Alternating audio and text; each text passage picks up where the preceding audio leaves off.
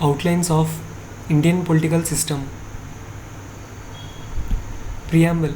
It is necessary that we, the people of India, know about the political system under which we live and are governed. In a democracy, citizens have to be wide awake and aware of their liberties, rights, and responsibilities. Ultimately, the success of our political system will depend largely on our willingness to understand the system and become active participants in the democratic process. What is a political system and what it does?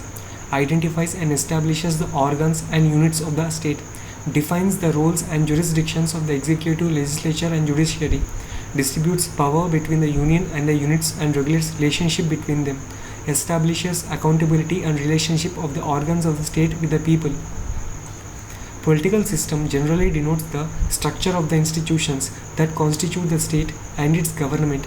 It delineates the framework and form of interrelationships between the institutions and organs of the state and legislature, the executive and the judiciary, and the linkage of each with the people. Political system gives shape and form to some fundamental principles around which politics and political institutions have developed or are proposed to be organized to govern the country.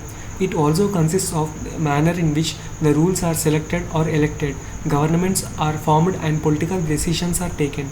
Political interactions in the society and structures and procedures for decision making are all rooted in a country's political system. Why do we need a political system? Sovereignty vesting in the people, at large, uncontrolled, and unregulated, is like the vast energy in a wild mountainous river running down the hill in full force and fury, causing extensive damage and devastation. Political system is like a dam that gives shape and content to the sovereign will of the people and institutionalizes it to provide security and public weal.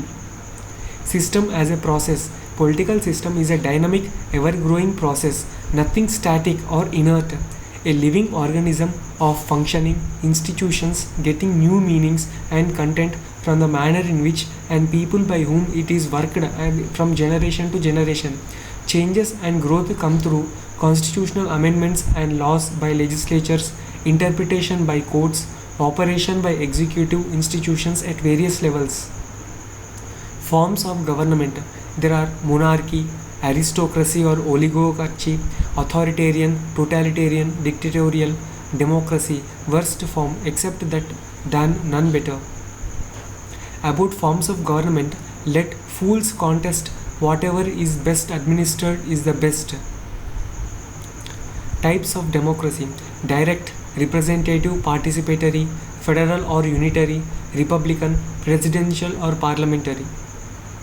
Indian political system, unique, does not fit into any one model, compromise between presidential and parliamentary, federal and unitary, republican and parliamentary, republican, quasi-federal, representative, parliamentary, not built on the plinth of country's past continuation of the British colonial model, transfer of power not to the people. Structure of Indian system. Very broadly, the adult population, that is, those who have attained the age of 18, constitute the electorate. They elect the members of the Lok Sabha and legislative assemblies of their states. The state assemblies, in turn, elect the members of the Rajya Sabha. The president is elected by an electoral college consisting of elected members of Rajya Sabha, the Lok Sabha, and the legislative assemblies of the states. He is a nominal or the constitutional. Executive. The real or political executive being the Council of Ministers. The ministers are from Parliament and collectively responsible to the Lok Sabha. The judges of the Supreme Court and of the High Courts are to be appointed by the President, but Supreme Court has held that the decisive authority in the matter would vest in the judicial wing. Merits of Indian system: survival potential, dynamism, resilience, conflict resolution mechanism, ability to adjust and accommodate, ability to face crisis, both internal and external, natural and man-made, withstanding several aggressions, preservation of freedom, rule of law, democracy, secularism, and unity and integrity of the nation.